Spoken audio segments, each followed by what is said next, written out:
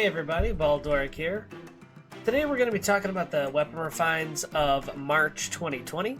4 new refines as per usual, but some pretty good surprises in there. So, typical format, what we're going to be doing today, we have all the refines on the right side of the screen. I'm going to go over them first, then we're going to talk about the units themselves. So, let's get started. First of all, we have, for Tobin, we have Jubilant Blade.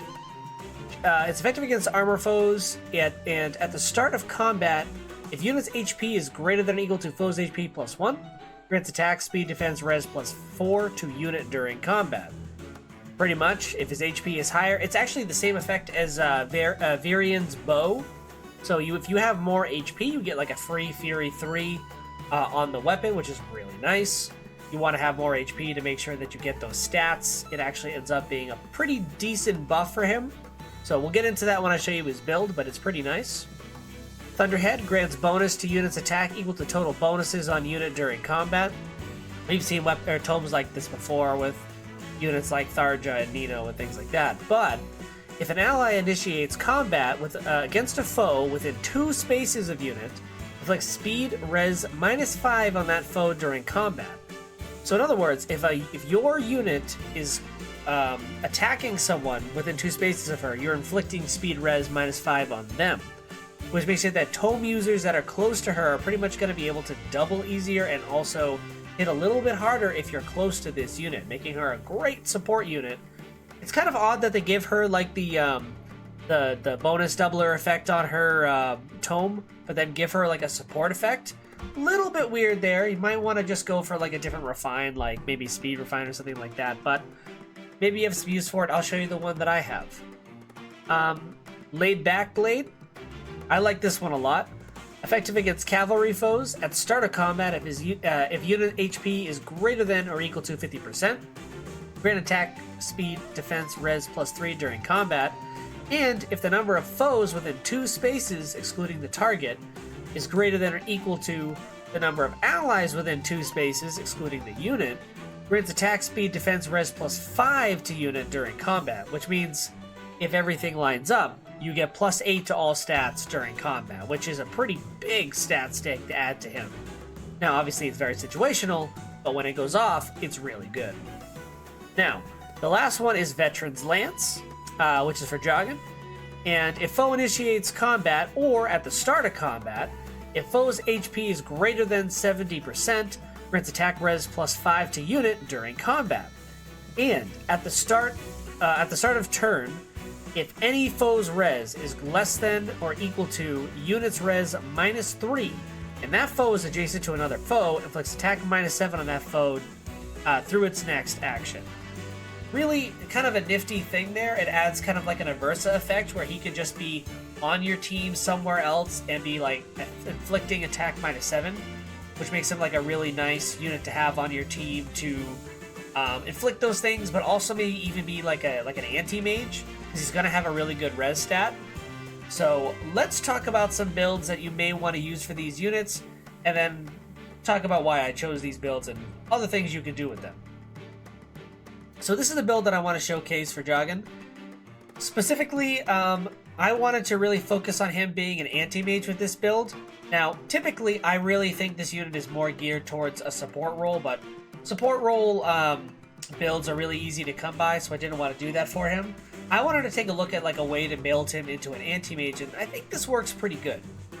So, first of all, assuming that his effect goes off, you're getting the attack -7 already, which is a big hit to anyone that's going in to attack him. He's going to get the attack res +5, which puts his attack, nothing too special. His attack goes up to 53, and his res goes up to 48. Not the biggest thing in the world, but with the attack -7 that has gone off, actually ends up being pretty good. Depending on who his allies is, that's good too. Then, after that, he also has the attack smoke and defense smoke that's going off, and so it's going to do some mass debuffing to anyone that's around that foe that just went in. Quick Riposte can make it so that it helps him double. And Iceberg, when it procs, will actually give out a pretty good amount of damage. Now, if you had something like, Hone Cavalry, I think it is, with a res, whatever it is that gives the res stat, it's going to go a little bit higher, maybe +6. So instead of that 48, you're looking at more of a 54 res, which would be a lot more useful for withstanding mage attacks. And with the distant counter, he can actually get in and hit some of those mages. Now, I look at this build thinking more of like the arenas, so maybe he'll come as a bonus unit, and you've been always wanting to build this guy and like use him to be a big hitter and actually tank something. With this, it's specific because it's anti-mage, but I think it does the job pretty well. There's tons of other ways you can build him. I honestly think the best way probably to build this guy is like a support unit, but I wanted to have a little bit of fun with this one because I never thought this unit would get like a refine that's really this useful. But he did. So this is one way you could build him as like an attacker, but I personally do recommend making him support. So let's move on to the second unit. So Gray. So again, let's laid back blade. I should have mentioned for the Veteran's Lance that it also gives plus 3 HP, so that does help with him. His full overall stat spread. So laid back blade. So at best possible scenario, you're getting plus 8 to all stats. All right. So that's 68 attack. 46 speed, doing math there, 44 defense, and you're going to have, how much res is that? Oh, 32 res. So, decent stat spread. Actually, pretty good stat spread. Now, let's factor in stuff like attack speed soul and Swiss Sparrow too. So, instead of 68, that's 78 attack, and instead of, 44 speed, you're actually up to 54 speed. So, 78 attack, doubling, with a glimmer, that's after your first attack is gonna be constant because you have the special spiral. That's a ton of damage. This guy is going to shred units, and it's effective against cavalry foes. So, any cavalry foe he's going against is done for, dead. But honestly, most units this guy fights will die. He has an enormous attack stat. I think probably the only thing that can get in his way is like heavily buffed units with maybe something like a, like an attack, defense, lull, or something like that. But even then, he's still going to dish out a ton of damage. Problems this unit's going to run into are mages. I don't have in this build any way for him to deal with that. And I think he's basically like a one-trick pony. Go in, hit hard, and then like you just have to make sure he survives. And he's gonna have decent defense, but he's got okay res, so he is definitely weak to mages. So you could do something with distant counter or something like that, but I like this build because I think it's just like devastating. You can just go in and pretty much one-shot anything this guy attacks. And if you have dancers with him on your team, he gets to go multiple times and it's gonna shred everything. So you could also play around with something like a Gale Force. You could play around with the attack speed lull or attack defense lull on this unit. But I thought this particular build was really fun. Like, doubling with 78 attack is going to be nuts. And I just kind of want to see that damage output. So that's the build that I made for this guy. I think he's going to be really fun. There's tons of ways you could build him. His new weapon refine is really interesting. So maybe even comment down below. I want to see other people's builds. But this is like the first build that came to mind. I was like, I want to make this guy into a stat stick. Let's see how much I can pump up those stats while also giving him like some viability, and I think this is it. Alright, let's move on. Tobin. Now, first of all, let's talk about how Tobin, the biggest thing that I wanted him to do is be able to make sure that HP effect goes off and have his use be fulfilled, which is armor slaying. He is an armor slayer, hands down. Now, the only problem he runs into, and it's kind of an issue, his HP, if you don't give him the HP attack 2s or like HP 5 or whatever you want to do, his HP stat isn't high enough where it's going to get past that Panic Manor, which is 65 in Aether Raids, if they have it fully buffed. So with his blade, which is plus 3, and remember that's not reflected on this character screen, so it should be a total of 66 HP, which would beat that Panic Manor, which is really great. His attack is 57, his speed is 33, nothing like crazy. Defense is 39, res 32, so he's got a decent spread. He's not doubling, which isn't fantastic.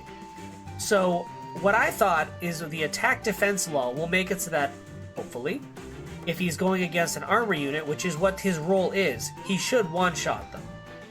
Especially if Bonfire's going on. The Panic Ploy is going to help a lot with that because most units that he's going to be going against are going to have some sort of buff and will definitely have less than maybe not definitely, but most likely will have less than 66 HP. So, depending on who you partner him with, I think he will fulfill this role. I don't really see him doing anything besides something like this. You don't have to do the attacks, I can't speak, HP attack thing if you're just doing arenas. This is like an Aether Raid centric build that I was thinking of him for.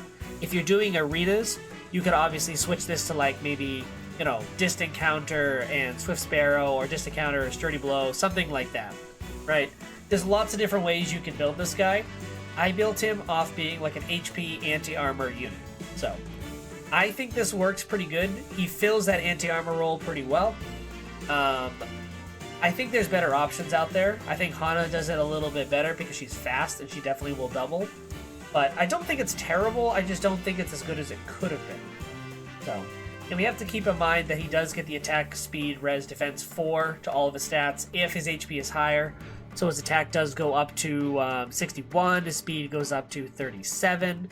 So it is pretty formidable, but still probably not going to double a ton. Against armor units, he should. So it's not bad. Unless it's like, you know, the Valentine's Day Ike, maybe. But let's move on from that. Alright, the last one on the list is Allwood. Now, again, Allwood can be built a ton of different ways. I decided that this time I wanted to go with more of a supporty role, but it can also be used to attack. Okay? So, let's talk about how it works.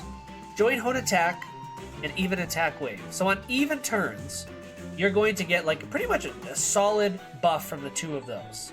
And keep in mind that even attack wave you could make defense or res wave.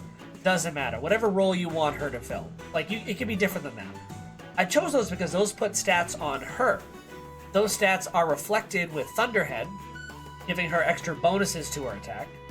Now, if another unit were to smite or shove or reposition her, she gets the attack and speed link, which puts her, you know, her speed up into like, what is that, 45. And then her attack, I don't even want to calculate it because it's a lot of things going in here. It's going to be pretty high. I put in her A slot the Granny Shield specifically because I don't think anti-cavalry is going to be like the biggest thing ever, but I definitely think it's something that's going to like really stop her hard. You could definitely put something else here. Like the other thing I was going to put was Mirror Impact, because I think that's just like the biggest, just like run in, smack something really hard. But I decided to build her a little bit more supporty, so I want her to live. So I gave her something that will help her survivability, even though anti-cav isn't like huge right now. You don't see it a ton, especially in Aether Raids. But it does exist, it is out there, and some people do run it because some weapons just happen to have it on there. Especially if people are going to be using Ray now, then you might want to have something like this on her just to make sure she lives. But again, I think she's better as a support role because of that speed res effect with her weapon. But if you want to build her differently and build her like straight up for like the big like nuker and give her like maybe like the special spiral kind of build. If you watch my Nito video, you'll see the special spiral build I have for her. Basically do that exact build onto Allwood. Maybe some variations in the A slot like Mirror Impact or something like that. You're good to go. So, thank you so much for watching this video. That's all I have for you today. If you liked it, give the video a like. If you have a comment for me, leave it down below. If you didn't like the video, give me a dislike and maybe tell me in the comments why didn't you like it. I always want to look for a way to improve my videos. If you want to see more content like this, please consider subscribing. You can follow my Twitter, follow my Twitch. I'm trying to stream a little bit more. I'm going to be doing more videos like this. I'm going to be doing some other videos on different stuff. And hopefully pretty soon I'll be doing some streaming more regularly, but we'll see how that goes. But again, thank you so much for watching this video. I hope you enjoyed it, and I hope I see you next time.